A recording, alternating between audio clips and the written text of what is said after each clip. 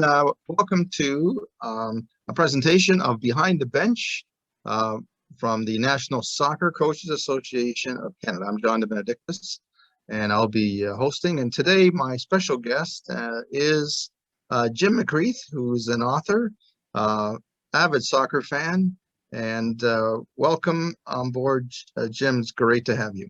Thank you. It's a pleasure, John. We go back a long way, but we have only met a few times, so it's nice to see you again. And same here.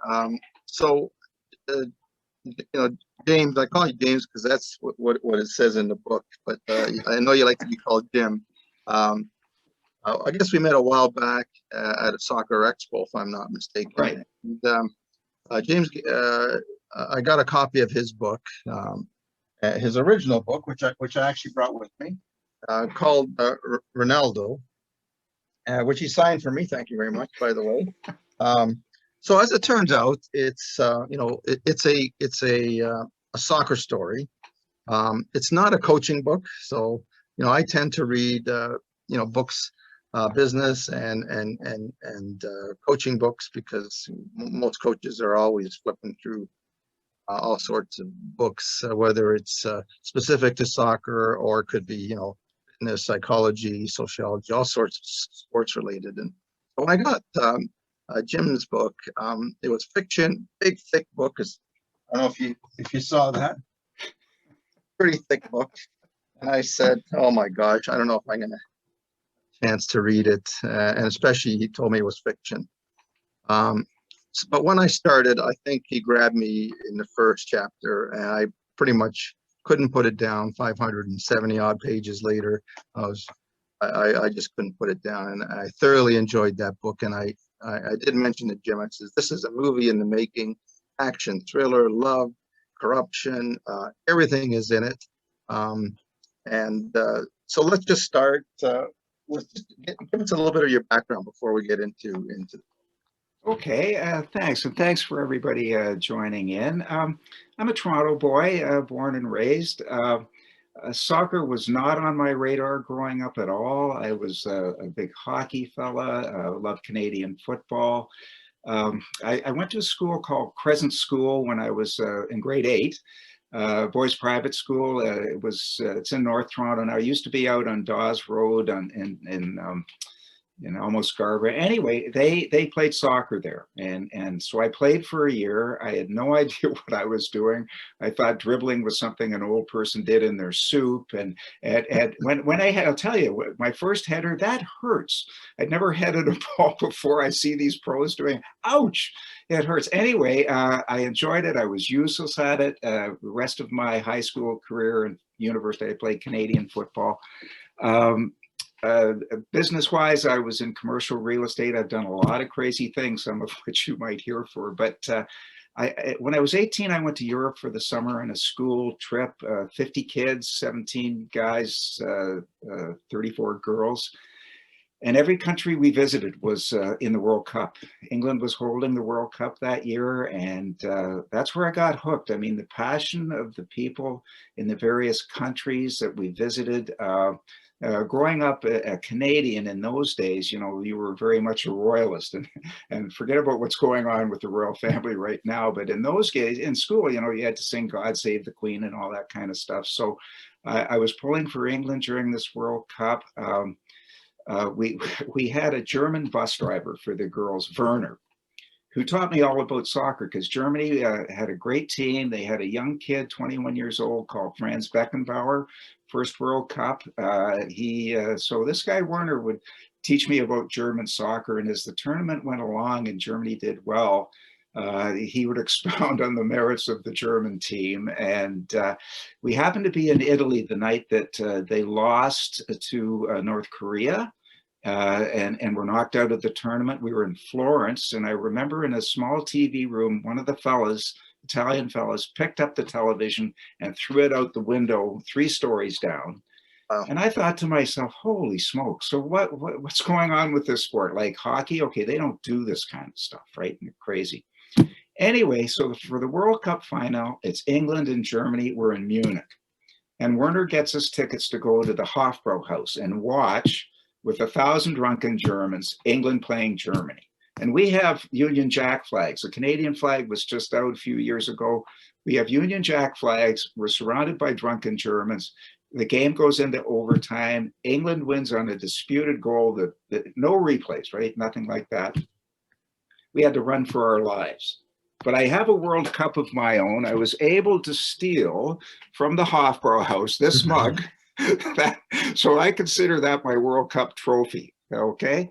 Anyway, came back to Canada. I was absolutely hooked on soccer. I went back a couple of years later and stood in the terraces on Loftus Road, I believe, Queen Park Rangers home pitch. I wanted to stand in the terrace with the real fans, and I ended up doing that, and that was exciting. I've been around to travel a lot to see soccer. So that's a bit of my background. World Cup, I always loved World Cup. And I guess the first one I watched really was 1974. And there was no home television in 1974. We had to watch the World Cup at Maple Leaf Gardens. And that was the year the great German team won the World Cup. They beat Holland 2-1, Johan Cruyff and that team. And it was, so I really enjoyed that German team. I wanted to see them in person, and they happened to be in the Champions League final in Paris the next year, 1975.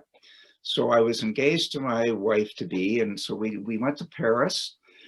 She didn't want to come to the game. I scalped a ticket from, it was Bayern playing Leeds United, okay?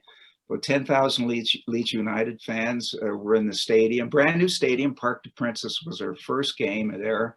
I scalped a ticket from a drunken Leeds guy that couldn't count his tickets, so I got in. I was in the terrace. Great game, very tough game. Leeds was in it. Knocked out three of the best Bayern players. Uli Hoeneß was one of them. Beckenbauer came off the field with a cut eyebrow after the first half. No score first half. Leeds scores a disallowed goal early in the second half. I think it was Peter Lorimer or somebody like that. But and then Gerd Müller, their great striker, scored to put them up 1-0. And then another fellow, German fellow, scored. And of course, the Leeds guys are very happy when it's 0-0 and Lorimer scores and the goal is disallowed. So then the stuff starts. And we were in the terrace, but it was plastic seating, no more standing up because it was a brand new stadium. They started to tear the seats off of their frames and throw them on the pitch. And it was getting crazier and crazier when Bayern scored the second goal. All hell broke loose. I had to run for my life. I was lucky to get outside the stadium. The Bayern guys were waiting. The hoodlums were waiting for us. So between the Hofbrauhaus and the Champions League final, I've had some instances with soccer where I had to actually run for my life. But I do have my trophy to prove. So that's a bit of my soccer history. I came back to Toronto, and I wanted to see some good soccer. Varsity Stadium was the best place to watch soccer in probably the whole world. 22,000 seats, very intimate. And the team that was in Varsity Stadium at the time was Toronto Metro's Croatia, right? And so it was me and 5,000 screaming Croatians basically in the stadium, but it sounded like 100,000, and they were played very good soccer, very passionate, and I really enjoyed that. They got a world-class player from Portugal called Eusebio.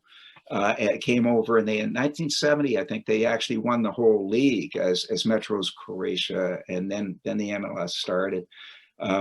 So my soccer, I love TFC. I was a subscriber right off the bat, but being a Leaf fan, I was too used to the frustration in sports. Like, I was in Maple Leaf Gardens when they won the Stanley Cup in '67. I was 18 years old. Now I'm a grandfather 3 times over. I didn't think it would take that long for them to do it again. So I sort of gave up on TFC. I shouldn't have. I had nice seats, but I gave up on them, and life goes on. So but the book, so back to World Cup, 1978. Yeah, so Okay, go ahead, Jim. Yeah, Sorry, sorry to ramble on. Okay, no, I'm it's okay. sorry. We'll talk about the book. So you're mostly a fan. You just love the game, and then you decide to write a book. And so first of all, before we get into the where you called it Ronaldo. Yeah. Hold on. There's a smaller version, John. Okay, Look, you got look. This is this is. that's the new cover. But wait. Yeah, I'll show you. So I'll tell. Here's the second version. right. I Right. have that here too. Okay. Yes. No. Yeah. No. But wait. Here's the third version. Okay. Okay. All the same story, and this is the current version. Current version. So they're a much smaller print though. Okay, sorry, John. There you go. So Ronaldo. I mean, everyone when we talk about Ronaldo, everyone thinks of Ronaldo, Right. either the Brazilian Ronaldo Yeah. or the current Cristiano Ronaldo. Yeah. And I mean, I'm just wondering, did that impact sales? Maybe people thought it was about Ronaldo. And first of all, why'd you come up with that name? Okay, this was interesting. So Ronaldo, I was going to mention that people would have thought of Ronaldo, either the current Portuguese guy or the Brazilian guy. Ronaldo is my Italian great uncle. Okay, no, John and I were just talking about our with a name like McCreath. So my heritage is Italian and Scottish, right? McCreath is a derivative of the McCrae clan. I have a kilt, and I'm very proud of my Scottish heritage. But my grandfather was Vincenzo Franceschini from Pescara, right? And Ronaldo was his younger brother. So, and what happened, just to digress for a second, when they immigrated to Canada early in the 20th century, started digging with a shovel like most Italians did, and the Irish line boss didn't like Italians, so he made my grandfather Vincenzo change his name to James, and Ronaldo was Leonard, so they changed both their names. So I was named after my grandfather Vincenzo, but his name was James, so I'm James. I should be Vinny. I really should be Vinny. I should be Vinny McCreath instead of James. But so Ronaldo was my Italian great uncle. So that's where I got the name from. And, Good. Very, very good. That explains it. So yeah. And so then the whole book is based on it seems like the 1978 World Cup. I don't know if the years are based on it, but a lot of similarities between the 1978 World Cup and your book, and right. with maybe a twist with the superstar who maybe is a younger version of, or a version of Maradona, who popped in the 80s. Right. So just explain why you picked the 1978 World Cup. Okay, so watching it, and like I'm a big history buff, right, and the current events. So what was going on in Argentina with 1978 is a military junta had overthrown Eva Perón, or Eva, one of the Perón lady, the last president of Argentina. It was there was a lot of terrorism going on in Argentina previous to the World Cup. The FIFA was going to take the World Cup away from Argentina. Brazil was lobbying very heavily that they shouldn't have the World Cup. Johan Cruyff didn't play for Holland, didn't go to Holland to Argentina because he was afraid.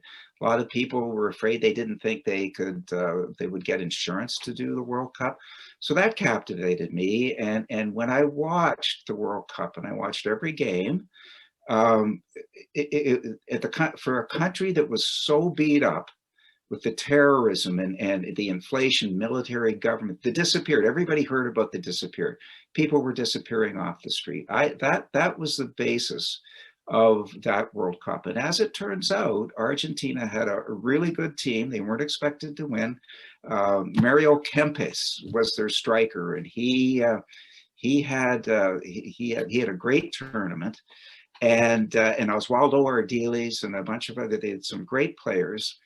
And as it turns, so I'll tell you, what was interesting about writing a book in 1990 when I started to write, there was no internet, right? So I had to do all my research from magazines and things like that. I was a big World Soccer. This is the magazine that I had. So one page in this World Soccer edition convinced me. I don't know if you can read that, but what happened after, Ardiles and Ricardo Villa Tottenham Hotspur, the English Premier League team, sent some people to Argentina. They took two of the best Argentine players back to England. And the agent's name was a guy called Oscar Martinez, and his nickname was El Gordo. So I use that in the book. What I did when I wrote the book, I had a VHS tape of all the games. Now I have a DVD, but it was VHS. I watched the flow of the games. So in my book, all the teams are real. All the games are legitimate, the scores are real, and I wrote sort of each goal is the scored exactly the way it was on the actual game. Hey, because I was going to ask you about that, because I saw a passage here in the book, which I'm just going to read here. Hold on. Should I get the right one? Yeah, this is just way down in page 300 or so. Miguel Cruz was unable to apprehend the gifted Martini in midfield, and the Italians sent a 20-yard pass laterally to halfback Giuseppe Spezza. These are all made-up names. Yeah, for sure. The Fiorentine player paused to draw three defenders toward him, and softly placed the ball a further 20 yards upfield, dead on the toe of Romeo Nazareno's right foot. And you know, you got very specific with exactly how this turned into a goal, as it turned out. So these were actual goals? Yes, absolutely. Actual goals, actual story. It was my players that I made up. Right. And what I did to fit the English part of it, part of the book is set in England, and I made up a fictitious family that owned a fictitious second division team called the Canary Wharf Canaries. They were an East End team, and they just had been promoted from the second division to the first division, and they were looking for players. And as it turns out, the head guy that is a British lord that owns the new team. The English team is a guy called Reginald Russell, and he's a former Marine, fought in the Second World War. There's part of that. It tells the history of the English family. But his daughter, Mallory Russell, is the key to going to Argentina to steal Ronaldo and his friend Ronaldo's best friend, taking them back to England. So I do this whole English fictitious side to sort of duplicate what Tottenham Hotspur did. And the rest of after the World Cup is finished, then it's the English dealing with the English people trying to get Ronaldo and his best pal on the team to go back to England. And in the center of all of this is that El Gordo guy, the agent that I had. He's sort of like the master manipulator of all of this. But going along at the same time, Ronaldo has an older brother that is seduced into becoming a Montenegro terrorist. So the story is really about the two brothers and their separate paths. One is a soccer prodigy trying to make the World Cup team. The other is a Montenegro terrorist killing people, blowing up things, and how they meet on the pitch after the World Cup game and what happens to both of them. They both fall in love with powerful women. So that's why it's a love story. It's a soccer story. It's a history lesson. Some of it's made up, some of it's real life. So it's got a lot of stuff there, but yeah, I was going to say there is a lot of stuff. So I would say that if we're to make a Hollywood movie of this, I mean, it's an action thriller, love story, but certainly it's X-rated. I mean, yeah, no, I was surprised at the language and the sex scenes. That really threw me for a curveball. I know, but you know, it's coaching books. It's an adult. No, it's sort of graphic at times, but only in certain places, and to fit the sort of mood of what's going on. It's not a kid's book for sure. No, I'm just going to read a small portion of that. Okay. I'm gonna bleep out the Celeste bent forward and kissed him tenderly. Good luck, my terrorist cowboy. Promise you'll wait for me. I'll be back soon. Then it goes on about where he puts his hands and all that stuff. uh, and then you also have, I think Ronaldo. I don't know. I Yes, can't yes. remember if she was he was set up with the top singer in Yes, Argentina. Ronaldo is through the lawyer, through Astor Godero, the agent, who is an agent for Ronaldo, and the number one singing sensation in all of South America. Her name is Yeah, Simone, Simone. and Yeah, they fall in love. They meet through the agent, and they fall in love, and but they can't really see each other. And after the World Cup, there is a union at the after the celebration, and Simca is she sings the anthem at the World Cup final, and she's the very start. But they just because of their two schedules, they don't get together till the end of the book, right. And you know, when I so to was reading speak. that part, in my mind, I had pictured Shakira, Yeah, who, exactly, although exactly. she's Yeah, Colombian, yeah, but I don't know. I guess the way you described her beauty and stuff yeah, like that, I exactly. pictured Yeah. her playing that part. I'm with you 100%. So if we can, I know a guy in the music business that could get a hold of her. So John, we should be producers. If there's any film producers out there, let's get together. So Yeah, this is you know, I think the one thing, and we talked about it just a little bit before we came on, with you know, Hollywood doesn't really like soccer. right, You know, I know we had yeah, Victory and we had some comedies with Rodney Dangerfield, I think, and his name, Will, forget his name right now. The but John, comedian, just to interrupt, there's on I think Amazon Prime. There's a thing called Ted Lasso with right? Jason Yeah, Sudeikis, where he goes. yes, He's a football, an American football coach, and he goes over to coach, yeah, and it's hilarious. yeah. And so finally, that's might put soccer on the. Sorry to interrupt, but Yeah, no, I do mean to catch that. yeah, But it's great. and it was great that he won a Yeah, he just won a was it a Golden Globe, I think. yeah, yeah, So I'm looking forward to seeing that. But you know, we've seen tons of baseball movies, football. yeah, So yeah, soccer's been really given a chance. But you know, I think this one here is quite interesting because it does bring a lot of history, especially into what was going on in politics in yeah. Argentina. And the reason I know this and why it maybe captured me, for one of my university courses was called history of sport, and our professor at the time really talked about how, you know, sport and politics, you know, they do mesh from, you know, going back to the 32 Olympics. Um, and he just so my piece I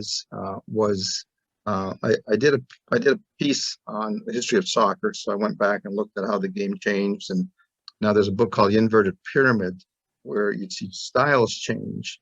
But on another piece, I looked at the World Cup 1978, and the title of my essay was the 1978 World Cup fixed? Mhm. And you know, sport, certainly for countries that are poor, you know, they quite often, you know, sport replaces the feeling of the people. The politicians like it when their teams can make them happy if there's, you know, disruption going on in society. So Argentina had the World Cup. Argentina ended up winning the World Cup, but it was a very questionable game Yes, between Peru and Argentina. right. They called the semifinal, but the way they did it back then is they had a group of three, Yes, and they played each other. The first place in that group went to the final, and then the first place in another group went to the finals, Holland. But in Argentina's group, there was Argentina, Brazil, and Peru. And so Argentina had the final game was Argentina and Peru, right. because Brazil was definitely had the points and had the goal difference Yes, to go to the final. yes, So Argentina had to win by 5 goals, I think, maybe yes. 6, Yeah. Well, they right? scored 6, but I think it was 4 or 5 they had to Uh, win by. Yeah, Right. So in a low-scoring game like soccer, to beat, you know, for Argentina to beat Peru by 5 or 6 goals was almost yeah, not possible. So yeah, yeah. the interesting thing was, at the time that game was played, Peru in all the previous 5 games or 4 games had the least goals against in the whole Yeah, tournament. yeah, Yeah, So, yeah, so they weren't gonna, but Peru also, if they won, they wouldn't have gone through. So now was Peru doing a favor to their buddies? And so I looked at the politics between Brazil and Peru, and there wasn't a lot of conflict, but they weren't necessarily the best friends. right. Brazil and Argentina there was a war going on Oh between yeah, the border. oh yeah, So they're kind of enemies. And Argentina and Peru, again, there were really no conflicts there. So it would be, Argentina and Peru were like allies, and Brazil was the bad guy so, was it fixed? We don't yeah. know, but that was a very suspicious scoreline. Yeah, and I realize that, and John, what happened was that they had the games different time, like whatever the three games that happened that day, one in the morning, one in the afternoon. Argentina played Peru at night, so they Right, knew exactly how many goals they had to score to get there, right? right, And what FIFA did is after that tournament, they made sure that the same teams and the same groups were playing at the same time, so that never would happen again. That game changed FIFA, and no one will ever know. It's like the goal that England won the World Cup on that you can't look back on. That what was it over the goal line or wasn't it? I don't think yeah, it was, but they won, and Argentina won. So, if they had an inquest and looked into it further, which I don't know if they did, but the score stood, right? So, yeah, it could have been. There would have been players, things going on surreptitiously, but actually whatever happens on the pitch happens on the pitch. And they could have paid off the Peruvian players. Let's say the Argentina Football Association paid off the Peruvian players. The one thing, though, John, that goes against that is that I watched Peru beat Scotland in the first game. I think I was at the Coliseum at the U of T in the Horse Palace, and I was there. All the Scottish fans were there, and Peru beat them, right? And one thing that happened is there were a lot of scouts. They had some good players on Peru. There were a lot of scouts from the the North American League down looking for talent. And there were some of the Peruvian players that had a chance to make a fortune and go back to the NASL, right? hmm, So that to me says that maybe that it didn't behold some of those players well to dive. So I don't know. We'll never know, right? we'll But never know. yeah, No, I know. no, we'll never know. But certainly, when I looked at so I looked at the politics of all three Yeah. countries, Oh yeah. and Yeah. certainly the Argentinian politics, like you mentioned, with Evita and the whole Yeah. Tron family was very interesting. And so you had terrorist groups and that. How factual was that? Very Some of extremely factual. The general that was head of the World Cup tournament a couple of years before it started was assassinated on his way to the first meeting, and there were people being blown up and kidnapped, and it was a real threat. The guardsmen were everywhere. The soldiers were in the streets. I mean, university students were targeted. Liberal journalists were targeted. There were spies, and like Solon Franco, or Ronaldo's brother, is a university student who falls in love with this lady tutorial director who is actually a Montenegro terrorist trying to recruit wealthy young students into her terrorist cell. So you learn all about this particular terrorist cell and where it came from. And they assassinate a couple of people. They blow up bridges. They rob a bank and kill a few people with hand grenades. And it was all true. More not exactly that setting, but it all happened. So it was a real threat. It was a wow. real threat. Yeah. Yeah, so I mean, as I said, it was a fascinating book. I really did enjoy it, and it kept me throughout the Yeah. whole story. Well, thank you. As it went from the fields back and forth from the fields, Yeah. because that soccer part was certainly what got me Yeah. Oh, for into the book. sure. So For as a sure. soccer fan and a Yeah. soccer coach and whatnot. But as a coach, you see, I was involved in a hockey organization for a long time. So I've been in dressing rooms, and I was in the music business for a long time, and I know about music. That's why the singer came on. But it takes you right inside the Argentine national team, and Ronaldo has a defender that's a big tough guy that hates rookies, and he gives them and actually injures them. So Ronaldo misses a bunch of warm up games for the World Cup. So the speeches, the coaches, that sort of takes you right into the locker room. And you know how locker rooms are, the chemistry of the team and that sort of thing. So it takes you right in there with the team as it's developing, as it's training, who's gets on the pitch, who doesn't. So a lot of detail, a lot of soccer detail stuff. Very good. Now, has the book been translated into any No, countries? no. As you know, from you're a book publisher like I am, and it's a tough slug. I went to a bunch of book fairs after the first copy was published. I went to Chicago Book Fair, and then I actually went to Frankfurt a book fair, thinking that because it's a soccer book, it would sell. I have rejection letters in languages I can't even understand.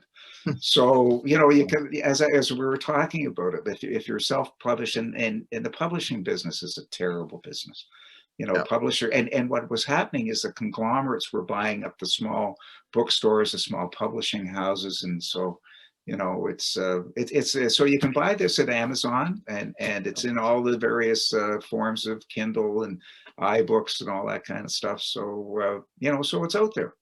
Is And, that the main place you yeah, get it at, basically, you or get it at Amazon.com. That's the best thing. Ship in a couple of days. .c. Don't go to CA. We're better to go to .com if you can, because it'll get there a lot faster. And the Canadians don't like soccer. But what about Canada's national team? Just to digress for a second, like, you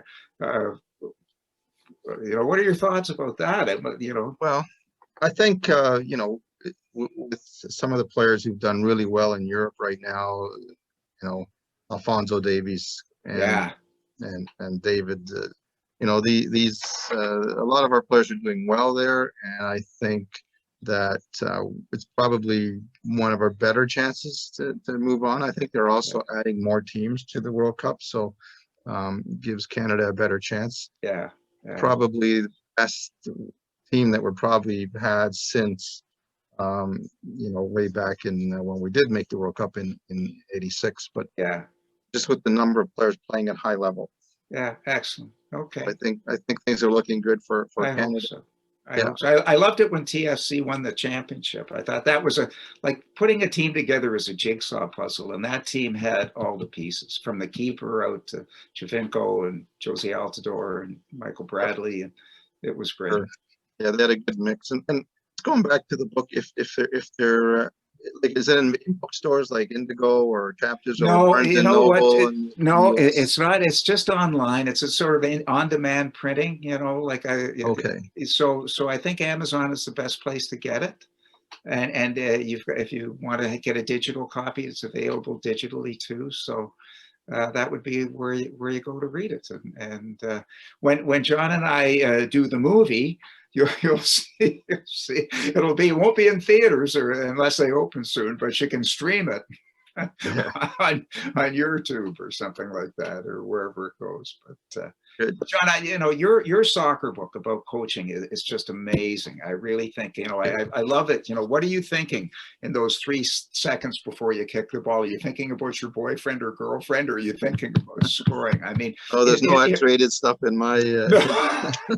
in my books. A Oh, lot of stories. So you know, the one thing I noticed in writing my book, The Last 9 Seconds, it's a coaching book, but I wanted to explain how I came up with my techniques and methods. And in that, you know, I you know, use a lot of personal experiences, which um, so, you know, I talk about the trip that I did with my family, and we went. My sister-in-law was a volleyball player. She was trying to make the Canadian Olympic team, and they had to qualify by getting points. This was beach volleyball.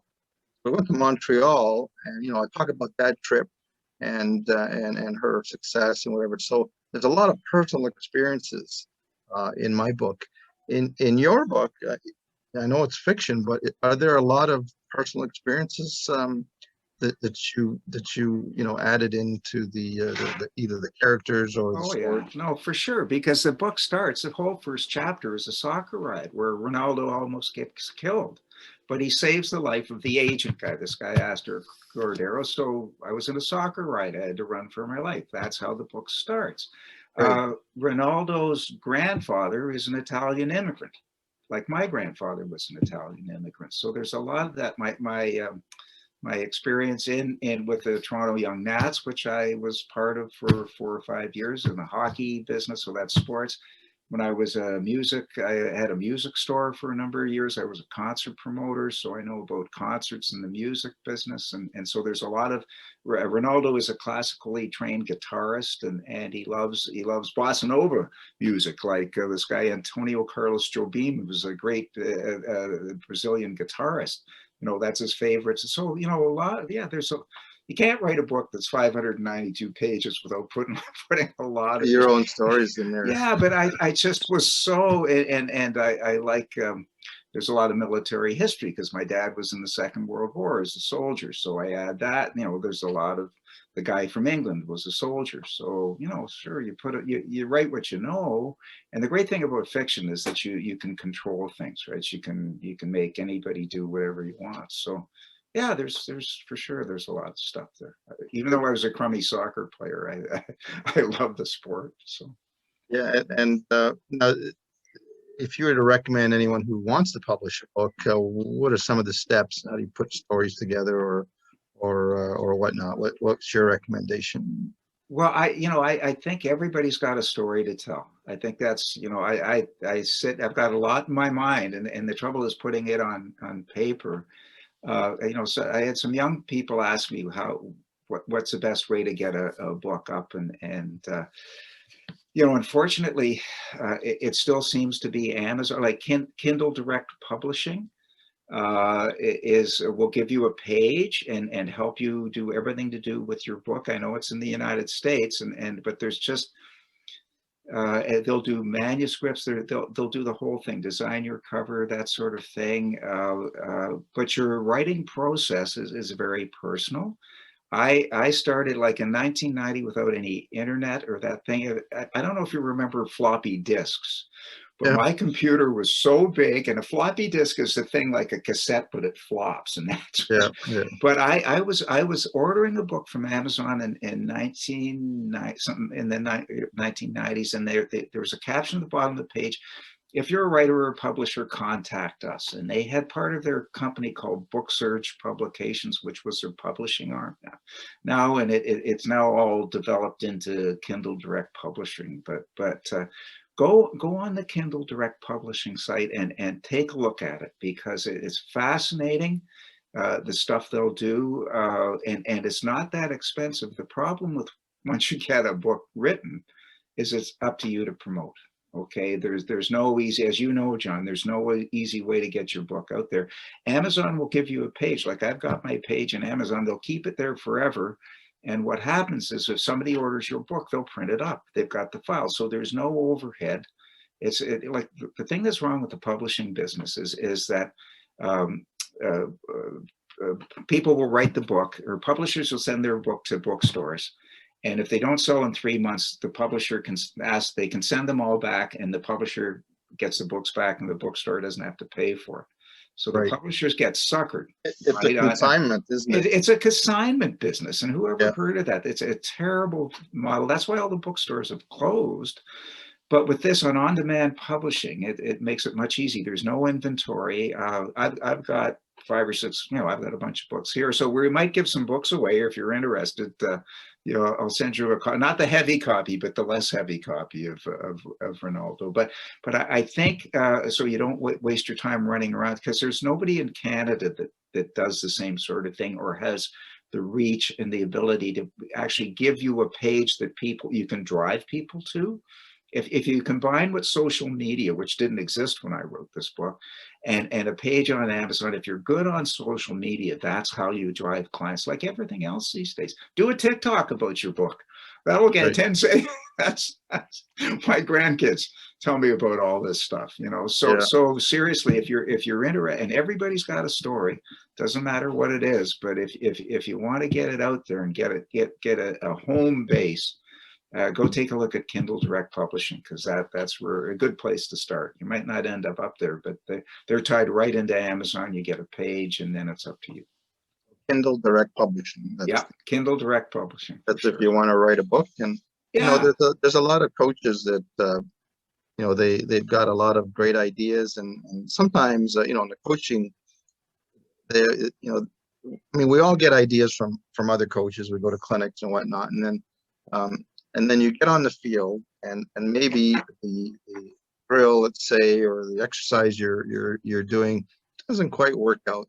So then all of a sudden you've got to change it and change it and change it, and then you've got yourself, wow, this is really good, and now maybe I should write it down and add it to my collection of my drills that I've come up with, and so I think a lot of coaches sometimes want to share their information, and they don't know how to write a book or things like that, and that's certainly great information. Yeah, sure. And another thing, if you're like a YouTube channel, you can get a YouTube channel, Yeah, right? yeah. And if you're coaching and you want to display with video, then you could go.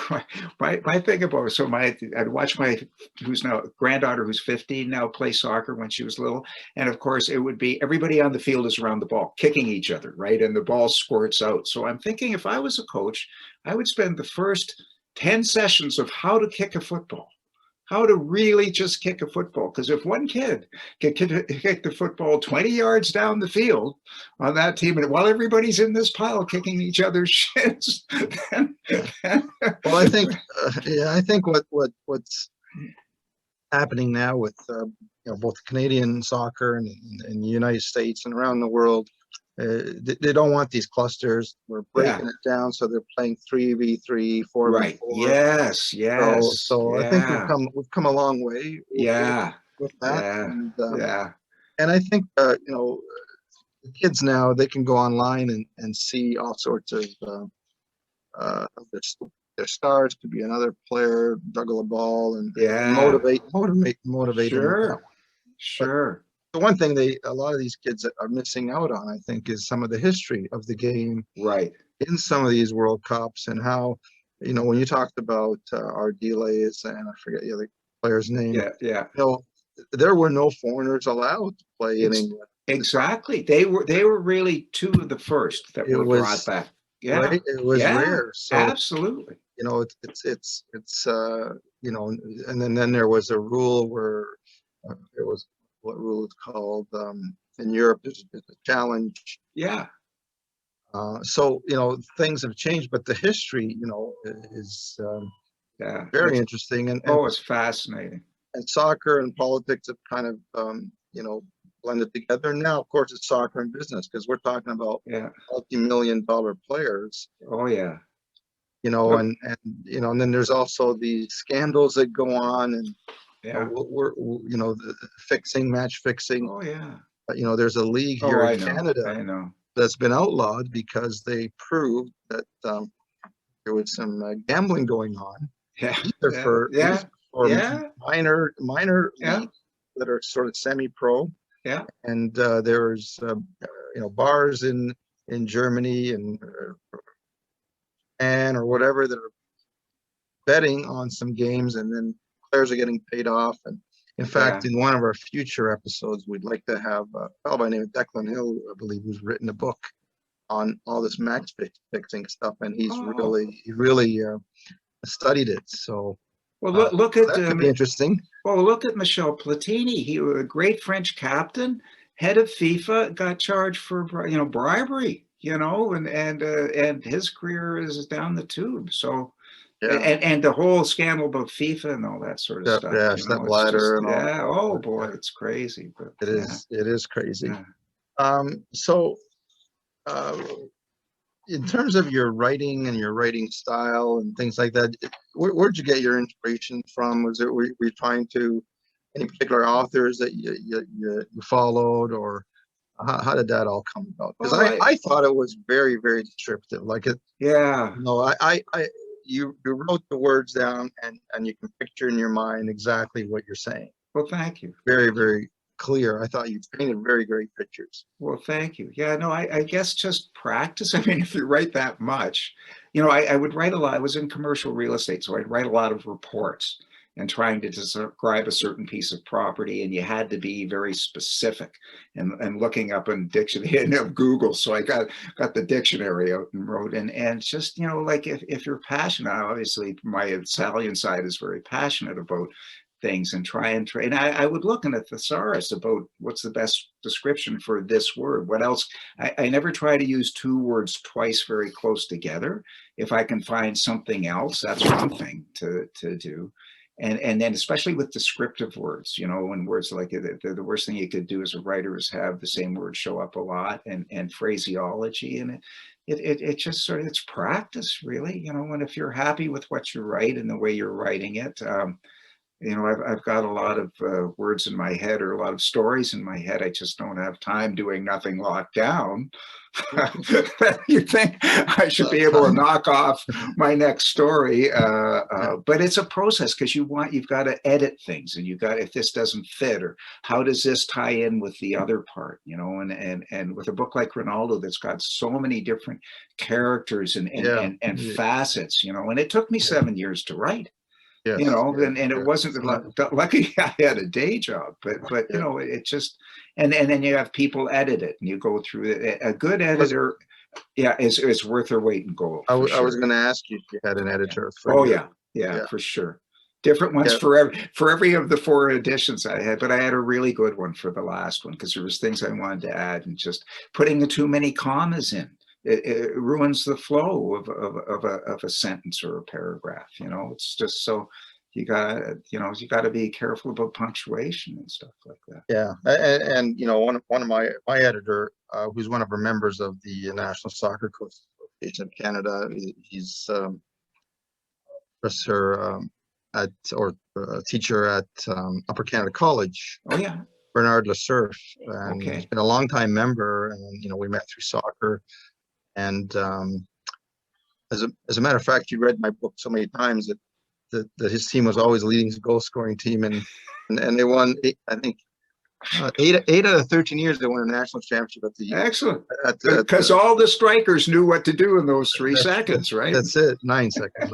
9 seconds. But you know, Bernard, it's unbelievable how often I would read it and reread it and write it, and then he gets it, and he you know, spelling errors, like you read it 20 times and you don't catch it, and then but like you said, commas and how to word things. You know, he advised me on maybe changing it, because if he figures that if he doesn't understand what you're saying for the first time he's written it, if he has to read it twice, something's wrong with the way he's presented. So you're right, a good editor. Oh, for sure. Because sometimes you can't see the forest for the trees. You know, you get blinkered, right? So it's amazing. So, what kind of books did you like reading when you were a kid? Oh, I like biographies. A lot of military history. That's probably my. I think I was a U.S. Civil War soldier, because in another life, because I'm very big on that. I've done tours of battlefields and that kind of stuff. And World War I. Right now, I like the history of airplanes. Actually, there's a book out by a guy called. The name of the book is called Unremarkable, and it's a story of a guy called John Weir, who was a Canadian guy from Toronto, Upper Canada College, well-to-do family. The father was a bond salesman, something like McLeod Young Weir. He started a company, and he was a spy, an English spy. During World War II, a fighter pilot flew Spitfires, was shot down, went to a concentration camp, like a prisoner of war camp, where they had the Great Escape, and he was severely burned when he was shot down in a Spitfire. Prisoner of war, went to the concentration, the prisoner of war camp where the Great Escape took through, dug the tunnels for the Great Escape. And he was in such bad shape. It was mostly his face that was burnt. He had to go to the hospital and wasn't in the compound when the Great Escape took place. And this is all a Toronto guy from Upper Canada College. It's called Unremarkable, a good place to start. A good place to start. So Unremarkable. I wish I had the author's name. I'll send it to you, John, that you can put out in it. But it's out there. You can get it on Amazon, and it's the story of a guy called John Weir, W-E-I-R. From Toronto, who was an English spy and a Spitfire pilot, and dug the tunnels for and was one of my dad's groomsmen at his wedding. Okay. So, and he didn't tell anyone this story till he was on his deathbed. So wow. So there you go. So that's the kind of stuff I like to read, you know. Great. So just back to soccer for a minute, and and your book, because we have coaches here. So basically, if you're a coach of a team that's under, what, 18, maybe it's too X-rated for them to read. Yeah. No, I honestly, it's too, and it's too weighty, I think, too.